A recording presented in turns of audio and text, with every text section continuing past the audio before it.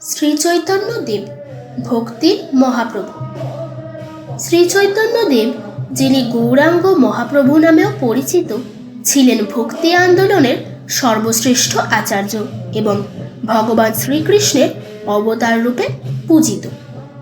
তিনি 1486 খ্রিস্টাব্দে নদিয়ার নবদ্বীপে জন্মগ্রহণ করেন।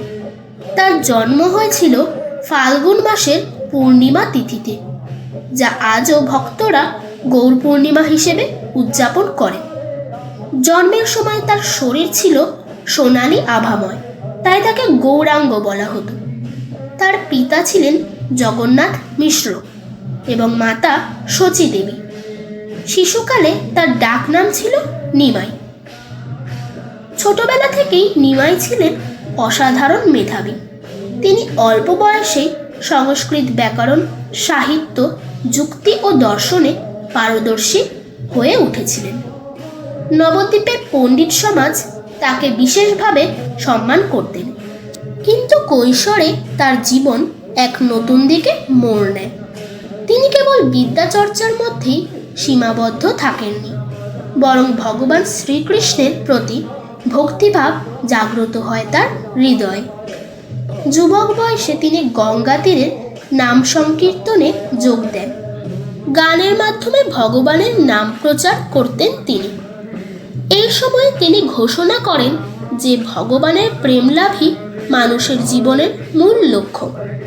তার মতে ধন, বিদ্যা, যশ বা ভোগবিলাস মানুষের পরম লক্ষ্য নয়।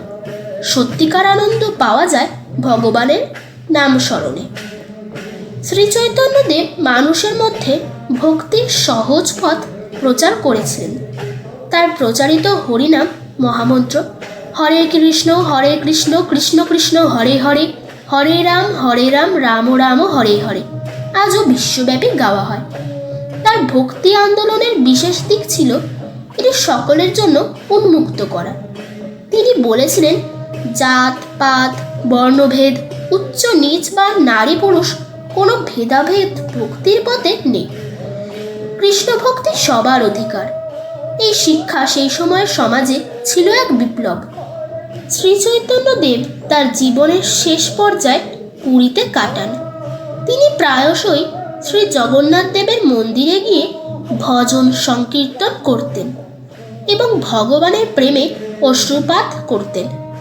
পুরীর রথযাত্রা উৎসবের সময় তিনি ভক্তদের সঙ্গে নৃত্যগানে মাতোয়ারা হয়ে যেতেন। তার জীবন ছিল ভক্তির এক জীবন্ত দৃষ্টান্ত। দর্শনের দিক থেকেও তিনি ছিলেন অনন্য।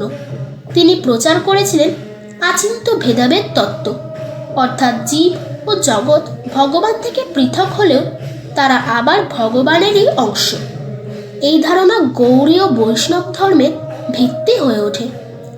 তার শিষ্যরা, বিশেষ করে স্বরগোষ্ঠী গোসাই রূপ, সনাতন, জীব, গোপাল ভট্ট, রঘুনাথ দাস ও রঘুনাথ ভট্ট তার শিক্ষাকে লিপিবদ্ধ ও বিস্তার করেছিলেন।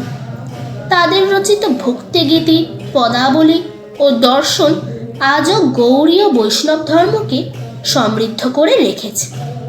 শ্রী চৈতন্যদেবের জীবনী নিয়ে রচিত হয়েছে অনেক অমূল্য গ্রন্থ। এর মধ্যে কৃত্তিবাস রচিত চৈতন্য ভাগবত ও কৃষ্ণদাস কবিরাজের চৈতন্য চরিতামৃত সর্বাধিক উল্লেখযোগ্য। 1534 খ্রিস্টাব্দে পুরীতে তিনি লীলা সমাপ্ত করেন। তবে তার নাম, ভক্তি, দর্শন এবং ভগবানের প্রেম বার্তা আজও কোটি মানুষের অন্তরে বেঁচে আছে। শ্রী চৈতন্যদেব কেবল একজন সাধক ছিলেন না, বরং এক মহাপ্রাণ, যিনি মানুষকে ভক্তির মাধ্যমে ভগবানের প্রেমে উদ্বুদ্ধ করেছিলেন। তার জীবন থেকে আমরা শিখি ভগবানের নাম স্মরণ, প্রেম ও করুণাই মানুষের জীবনের আসল সম্পদ। জয় গৌরাঙ্গ মহাপ্রভু।